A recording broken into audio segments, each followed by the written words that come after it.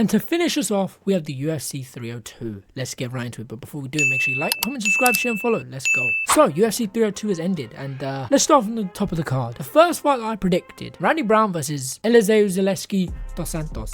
Randy Brown won by round 3 decision in a fairly entertaining fight. I'd say it's fairly entertaining. I quite enjoyed it. Then we had Nico Price versus Alex Morono. Nico Price versus Alex Morono. Morono looked dead at the end. Morono looked dead, but Nico Price didn't look too great in round 1, I think it was. And then Nico Price just built it back up in round 2 and 3 and looked fairly well, but both guys did not look like they should have been in there on that night. They both looked really gassed, tired, and yeah, I mean, it was still an entertaining and enjoyable fight, but I just believe that if they were less gassed, it'd be a bit more entertaining and enjoyable. Kevin Holland versus Michel Olejeski. Kevin Holland won by round 1 submission. Armbar. I'm pretty sure it was an armbar. If I'm reading that, if I'm remembering that wrong, I'm sorry. Bro snapped that motherfucker's arm like it was a piece of paper. I don't think it was snapped. I don't think he broke it. His elbow was definitely where it should have been.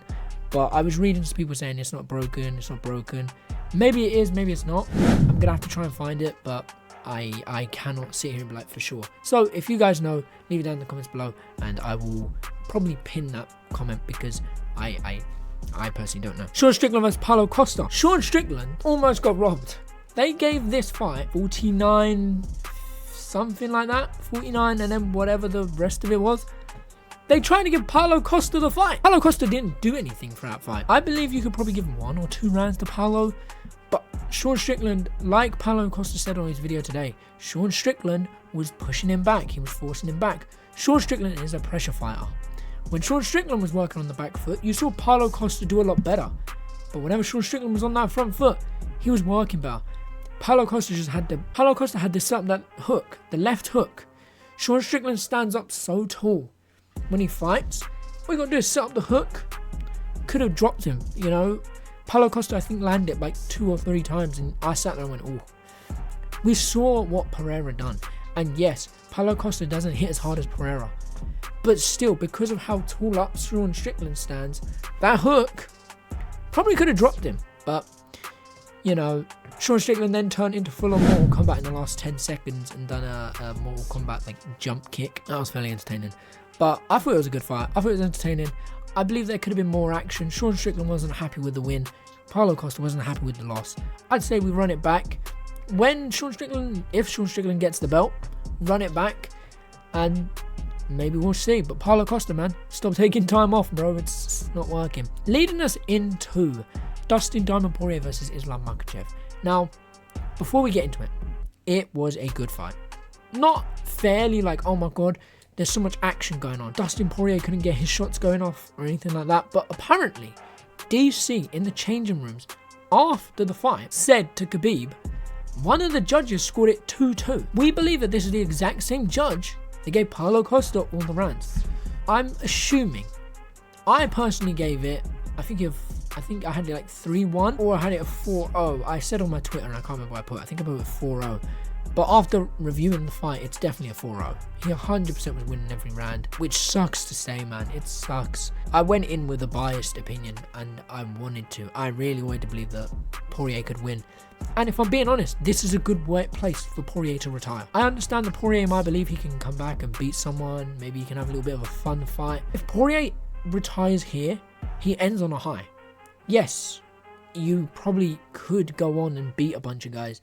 But what if he doesn't? What if he goes off and believes, I can beat the Conor McGregors, the Michael Chandlers, Nate Diaz, I don't know who else he'd fight. The BMF, if he goes out there and he loses again, it's kind of like, you could have retired last time and your record would have just stayed the same.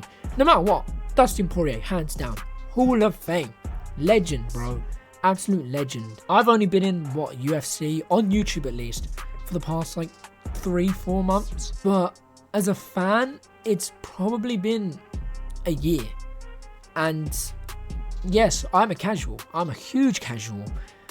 But man, it sucked to see that from Poirier, man.